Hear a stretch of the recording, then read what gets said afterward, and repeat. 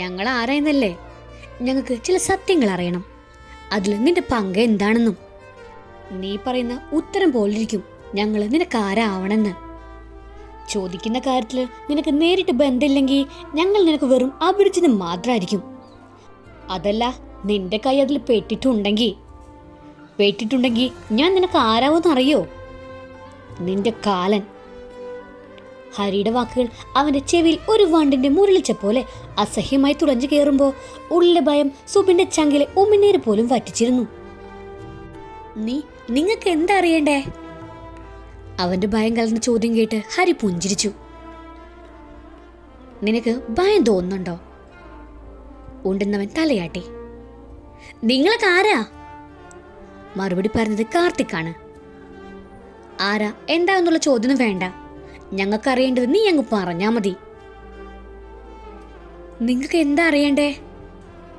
സുബിൻ എല്ലാവരുടെയും മുഖത്തേക്ക് മാറി മാറി നോക്കുമ്പോ ഹരി ഒരു സിഗരറ്റ് തീ കൊളുത്തി. അതുവരെ കാറുള്ളിൽ ഇരുട്ടിൽ വ്യക്തമാവാതിരുന്ന ആ മുഖം സുബിനെ ഭയപ്പെടുത്തി. നിങ്ങൾ? അവൻ ഭയത്തോടെ ഹരിക്ക് നേരെ വിരൽ ചൂണ്ടുമ്പോ ആ വിരൽ പതിയെ പിടിച്ചു മടക്കി ഹരി. ഈ മുഖം കണ്ട് നീ ഇപ്പൊ ഭയന്നെങ്കിൽ ഞങ്ങൾ നിന്നെ അന്വേഷിച്ചു വന്നത് എന്തിനാണെന്ന് നിനക്കിപ്പോ മനസ്സിലായിട്ടുണ്ടാവും. എനിക്കൊന്നും അറിയില്ല, എന്നെ വിട്ടേക്ക്. അവന്റെ ഭയം കണ്ണിലും കവിളിലും വിറകൊള്ളുമ്പോ വാസ്തവൻ ചിരിച്ചു. നിനക്കേ എല്ലാം അറിയൂ. ഈ കാലിൽ നിന്ന് നിനക്ക് നല്ല രീതിയിലേക്ക് പുറത്തിറങ്ങണമെങ്കിൽ അറിയാവുന്നത് മുഴുവൻ പറഞ്ഞു. അതിൽ നിന്റെ പങ്കും. രക്ഷപ്പെടാൻ ഒരു വഴിയുമില്ലെന്ന് സുബിൻ അറിയാം. മുന്നിൽ മരണം പല്ലെളിക്കുന്നുണ്ട്. ഭയം ശരീരം മുഴുവൻ വ്യാപിച്ചിരിക്കുന്നു. ഇനി പറ നീ, അന്നാ പെൺകുട്ടിക്ക് എന്താ സംഭവിച്ചത്? ആ മുറി വെച്ച് ആരാണവളെ? അത് ചോദിക്കുമ്പോൾ ഹരിയുടെ ചുണ്ടുകൾ ദേഷ്യത്താൽ വിറയ്ക്കുന്നത് കണ്ടു സുബിൻ. സർ, എനിക്കൊന്നും അറിയില്ല, സത്യം. ഞാനല്ല അന്ന് ഡ്യൂട്ടി. വാക്കുകൾ മുഴുവനാക്കും മുന്നേ കാർത്തിക് കാർ നിർത്തിയതും പിന്നിലേക്ക് തിരിഞ്ഞ് സുബിന്റെ മുഖം അടിച്ചു കൊടുത്തതും ഒരുമിച്ചായിരുന്നു. കള്ളം പറയുന്നോടെ എല്ലാം അറിഞ്ഞിട്ട് തന്നെയാണ് ഞങ്ങൾ ഇങ്ങോട്ട് ഉണ്ടാക്കാൻ ഇറങ്ങിയത്. കാർത്തികിന്റെ ഭാവം കണ്ടപ്പോ അയാൾ എന്തിനും മടിക്കില്ലെന്ന് അവന് തോന്നി. ഞാൻ പറയാം. അവൻ എല്ലാവരെയും ഭയത്തോടെ നോയിക്കൊണ്ടാണ് പറഞ്ഞു തുടങ്ങിയത്. അന്ന് ഞാനായിരുന്നു സെക്കൻഡ് ഫ്ലോറിൽ എല്ലാ മുറികൾക്കും വേണ്ടി സെർവ് ചെയ്തിരുന്നത്. അന്ന് ആ കുട്ടിക്കുള്ള ജ്യൂസുമായി ഇറങ്ങാൻ നിൽക്കുമ്പോഴാണ് അതേ ലൈനിൽ മറ്റൊരു റൂമിലേക്ക് കൂടി 2 ജ്യൂസ് ഓർഡർ വന്നത്. എന്നാ പിന്നെ ഒരുമിച്ച് കൊണ്ടുപോകാലോ എന്ന് കരുതി ആ 2 ജ്യൂസ് ആവുന്നത് വരെ ഞാൻ വെയിറ്റ് ചെയ്തു.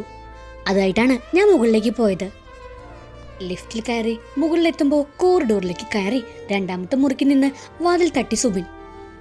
കുറച്ച് നിമിഷങ്ങൾക്ക് ശേഷം വാതിൽ തുറന്ന് ഒരാൾ അവനകത്തേക്ക് ക്ഷണിച്ചു.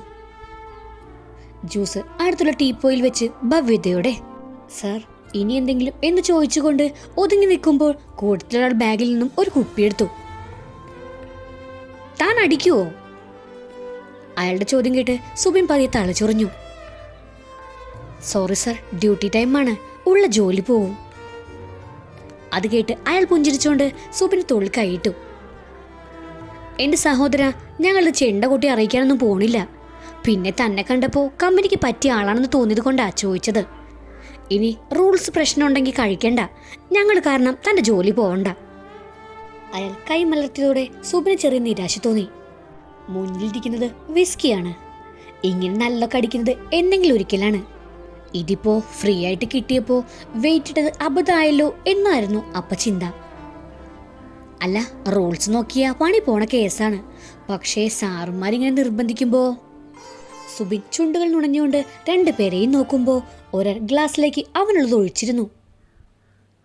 താന ട്രൈ അവിടെ വെച്ചേക്ക്, എന്നിട്ട് സമാധാനായിട്ട് ഇതങ്ങോട്ട് പിടിക്ക്.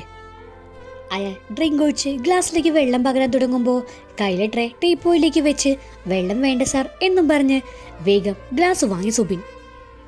പിന്നെ ഒന്നൊതുങ്ങി നിന്ന് ഒറ്റ വലിക്ക് ഗ്ലാസ്സിലുള്ളത് അകത്താക്കിയവൻ. താൻ ആള് കൊള്ളാലോടോ, ഇമ്മാതിരി അടിയടിക്കുന്ന ആളാണോ ആദ്യം വേണ്ടെന്ന് പറഞ്ഞത്? കൊള്ളാം, എന്തായാലും അടിച്ചു, എന്നാ ഒന്നുകൂടെ വിട്ടോ, ഒരു ഉഷാറൊക്കെ കിട്ടും. അതും പറഞ്ഞ് ഒരാൾ അവന്റെ ഗ്ലാസ്സിലേക്ക് ഒരു പെഗ് കൂടി ഒഴിച്ചു കൊടുത്തു. അതും വളരെ പെട്ടെന്ന് തന്നെ അകത്താക്കി സുബി. എടോ, താൻ ഞങ്ങൾക്കൊരു ഉപകാരം ചെയ്യണം. കുറച്ചപ്പുറത്തെ റൂമിൽ ഒരു പെൺകുട്ടിയില്ലേ, അതെന്റെ പെങ്ങണാണ്. ഒരുത്തൻ്റെ കൂടെ ഒളിച്ചോടി വന്നതാണ്. അവനാണ് ഒരു കഞ്ചാവാണ്. അവക്കത് പറഞ്ഞാൽ മനസ്സിലാവൂല്ല. പ്രേമം മൂത്ത് നിൽക്കുമല്ലേ. അയാൾ ദേഷ്യത്തോടെ തല കുടഞ്ഞു. സാർ, അതിന് ഞാനിപ്പോ... താൻ കൂടുതലൊന്നും ചെയ്യണ്ട. ഞങ്ങൾക്ക് അവളോട് സംസാരിക്കാനുള്ള ഒരവസരം ഉണ്ടാക്കി തന്നാൽ മതി. സംസാരിച്ച അവളുടെ മനസ്സ് മാറിയാലോ. വയ്യാത്തൊരമ്മയാണ് വീട്ടിലുള്ളത്. അവരിതറിഞ്ഞ എന്ത് സംഭവിക്കുമെന്ന് എനിക്ക് അറിയില്ല. അതുകൊണ്ട് അമ്മ അറിയും മുന്നേ അവളെ പറഞ്ഞു മനസ്സിലാക്കി കൊണ്ടുപോകണം. അയാൾ പറഞ്ഞത് സത്യമാണെന്ന് തോന്നി സുബിന്. എങ്കിൽ പിന്നെ സാറിന് നേരിട്ട് പോയി സംസാരിച്ചൂടെ? അതിൻ്റെ ഇടയിൽ ഞാനെന്തിനാ? ഇതൊക്കെ ഇവിടുത്തെ റൂൾസിനെതിരാണ്. സുബിൻ നിരാശയോടെ ഒഴിഞ്ഞു മാറാൻ ശ്രമിക്കുമ്പോൾ കുപ്പിയിൽ നിന്നും ഒരു പെഗ് കൂടെ ഒഴിച്ച് അവൻ്റെ കയ്യിലേക്ക് കൊടുത്തു അയാൾ. സുബി അത് വാങ്ങി കുടിക്കുന്നതിനിടയിലാണ് അയാൾ പറഞ്ഞത്, സഹോദര, നേരിട്ട് സംസാരിക്കാൻ അവൾ സമ്മതിക്കാത്തത് കൊണ്ടാണ് പ്രശ്നം. പുറത്ത് ഞാനാണെന്ന് അറിഞ്ഞാൽ അവൾ വാതിൽ തുറക്കില്ല. അതുകൊണ്ട് ഇയാൾ എന്തെങ്കിലും കള്ളം പറഞ്ഞ് ആ വാതിൽ അടയ്ക്കാതെ കുറച്ചു നേരം നിർത്തണം. ഒന്ന് സംസാരിക്കാൻ അതേ മാർഗമുള്ളൂ. ഇപ്പോഴാണെങ്കിൽ അവളുടെ കൂടെയുള്ളവൻ പുറത്തു പോയിരിക്കുകയാണ്. അവൻ വരും മുൻപേ അവളെ പറഞ്ഞു മനസ്സിലാക്കി കൂട്ടിക്കൊണ്ട് പോകണം. അല്ലെങ്കിൽ ചിലപ്പോ എന്റെ സ്ഥാനത്ത് ഇയാളായിരുന്നെങ്കിൽ ഒന്ന് ആലോചിച്ചു നോക്ക്. എന്നിട്ട് പറ്റിയ ഞങ്ങൾ പറഞ്ഞതുപോലെ. അയാളുടെ മുഖം കണ്ടപ്പോൾ പാവം തോന്നി. ഒരു ചേട്ടന്റെ മനസ്സ് കണ്ട പോലെ സുബിൻ പതിയെ തലയാട്ടി. സാർ, ഞാൻ ഹെൽപ്പ് ചെയ്യാം. പക്ഷേ ഇതൊക്കെ എൻ്റെ ജോലി ബാധിക്കുന്ന പ്രശ്നമാണെന്ന് ഓർമ്മ വേണം.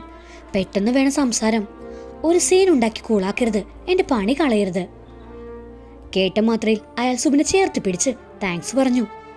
പിന്നെ ഇയാൾ ഒന്നുകൂടി എന്നും പറഞ്ഞ് ഗ്ലാസ് എടുത്തപ്പോൾ വേണ്ടെന്ന് പറഞ്ഞ് നിരസിച്ചു അവൻ. ഇനിയും കഴിച്ച ശരിയാവില്ല സാർ. പിന്നെ അത്ര നിർബന്ധമാണെങ്കിൽ നിങ്ങളുടെ ഇപ്പോഴത്തെ പ്രശ്നമൊക്കെ തീർന്ന ആ സന്തോഷത്തിൽ ഒരു ദിവസം കൂടാം. സുബിൻ പറഞ്ഞത് കേട്ട് രണ്ടുപേരും പരസ്പരം നോക്കിയൊന്ന് പുഞ്ചിരിച്ചു. സാർ, ഞാൻ വാഷ്റൂമിലൊന്ന് പൊക്കോട്ടെ. 3 പെഗ് അടിച്ചതല്ലേ, അതിൻ്റെയാണെന്ന് തോന്നുന്നു ഒരു അസ്ക്യത. അവർ പൊക്കോളം ആംഗ്യം കാണിച്ചപ്പോൾ സുബിൻ വേഗം ബാത്റൂമിലേക്ക് നടന്നു. വളരെ പെട്ടെന്ന് തന്നെ മൂത്രമൊഴിച്ച് പുറത്തേക്ക് ഇറങ്ങി. പിന്നെ ട്രേ കയ്യിലെടുത്ത് വാതിൽ തുറന്ന് മായയുടെ മുറി ലക്ഷ്യമാക്കി നടന്നു. മായയുടെ റൂമിന് മുന്നിലെത്തി ഒന്ന് തിരിഞ്ഞു നോക്കി സുബിൻ. പിന്നെ വാതിൽ പതിയെ തട്ടി. വാതിൽ തുറന്നപ്പോൾ ഭവ്യതയോടെ സുബിൻ മായയെ നോക്കി. സോറി മാഡം, അപ്പുറത്തെ റൂമിൽ ഒരു ഓർഡർ ഉണ്ടായിരുന്നു. അതുകൊണ്ടാ ഇച്ചിരി ലേറ്റ് ആയത്. അവളതിന് മറുപടി എന്നോണം ഒന്ന് പുഞ്ചിരിക്കുക മാത്രം ചെയ്തു. ഓക്കെ മാഡം, ഇനി എന്തെങ്കിലും വേണമെങ്കിൽ വിളിച്ചാൽ മതി. പിന്നെ മാഡം, ഇന്നലെ റൂമെല്ലാം ഫില്ലായതുകൊണ്ട് മാഡത്തിന് സാറിനും ഇന്ന് വെക്കേറ്റായ റൂമാണ് തന്നത്. അതും ദേവൻ സാർ അത്രയും പറഞ്ഞുകൊണ്ടാണ്. അതുകൊണ്ട് തന്നെ റൂം കാര്യമായിട്ടൊന്നും ക്ലീൻ ചെയ്യാൻ പറ്റിയിട്ടില്ല. മാഡത്തിന് ബുദ്ധിമുട്ടാവില്ലെങ്കിൽ ഞാൻ ഒരാളെ ക്ലീനിങ് ഇപ്പോൾ ഇങ്ങോട്ട് വിടാം. പേടിക്കേണ്ട, ലേഡി സ്റ്റാഫാണ്. ക്ലീനിങ് മസ്റ്റ് ആയതുകൊണ്ടാണ് അങ്ങനെയാണ് റൂം നൽകാറുള്ളൂ. ഇതിപ്പോ ദേവൻ സാറ് പെട്ടെന്ന് പറഞ്ഞപ്പോ സാരല്ല, ചെയ്തോളൂ.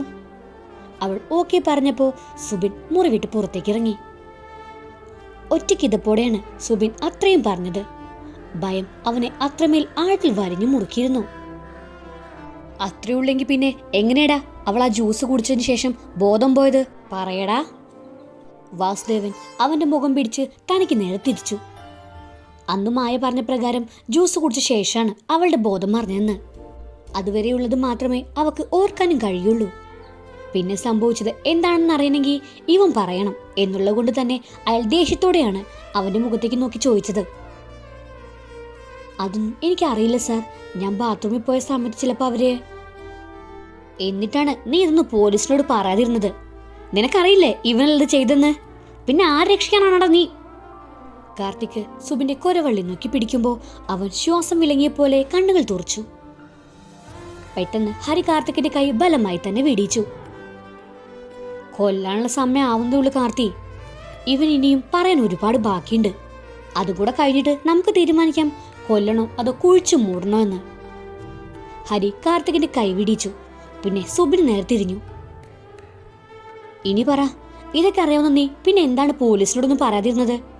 നീ പറഞ്ഞിരുന്നെങ്കിൽ ഈ 3 മാസം ഞാൻ ജയിലിൽ കിടക്കേണ്ടി വരുമായിരുന്നോ? അവന്റെ ചോദ്യത്തിന് ശൗര്യം കൂടിയപ്പോ ഇടയ്ക്ക് കയറി വാസുദേവൻ. അവിടെ CCTV ഒന്നുമില്ലേ? അയാളുടെ ചോദ്യം കേട്ട് സുബിൻ ഇല്ലെന്ന് തലയാട്ടി. സാർ, അവിടെ വരുന്നത് കൂടുതലും കമ്മിതാക്കളാണ്. പിന്നെ അങ്ങനെയുള്ളവർക്കാണ് മുകളിൽ റൂം കൊടുക്കാറ്. ഇതുപോലുള്ള ആളുകൾക്ക് വേണ്ടിയായതുകൊണ്ട് അവിടെ CCTV ഉപയോഗിക്കാറില്ല. അതുകൊണ്ട് തന്നെ പോലീസ് നോക്കിയത് താഴത്തെ CCTV മാത്രമായിരുന്നു.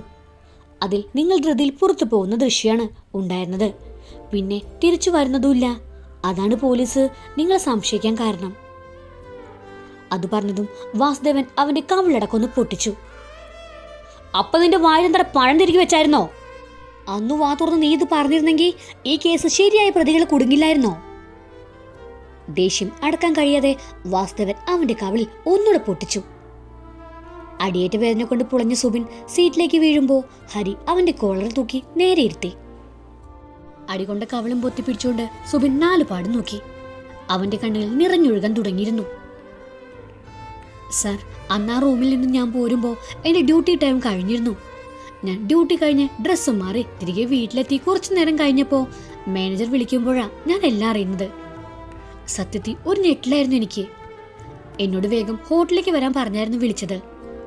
ഞാൻ ധൃതിയിൽ ഡ്രസ്സ് മാറി പോകുന്ന വഴിക്ക് വെച്ച് അന്ന് മറ്റേ റൂമിൽ ആ കുട്ടിയുടെ ഏട്ടനാന്ന് പറഞ്ഞ ആളും കൂടെ ഉണ്ടായിരുന്ന ആളും എന്നെ വഴിയിൽ നിന്ന് പിക്ക് ചെയ്ത് ഹോട്ടലിന് മുന്നിൽ നിർത്തി. അതിനിടയിൽ അയാൾ എനിക്ക് കുറച്ച് പണം തന്നു. പിന്നെ എന്തെങ്കിലും പുറത്തു പറഞ്ഞാൽ കുടുംബമടക്കം കത്തിച്ച് കളയുമെന്ന് ഭീഷണിയും. എൻ്റെ കൂടെ അയാളും ഉണ്ടായിരുന്നു.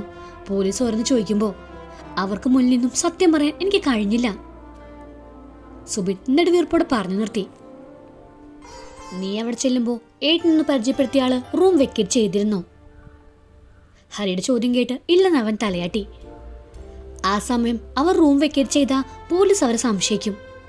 അതിപ്പോ നിങ്ങൾ വരാതെ കൂടെ ആയപ്പോ അവർ സേഫായി. പിന്നെ ഞാൻ മാത്രമായിരുന്നു അവർക്ക് മുന്നിൽ.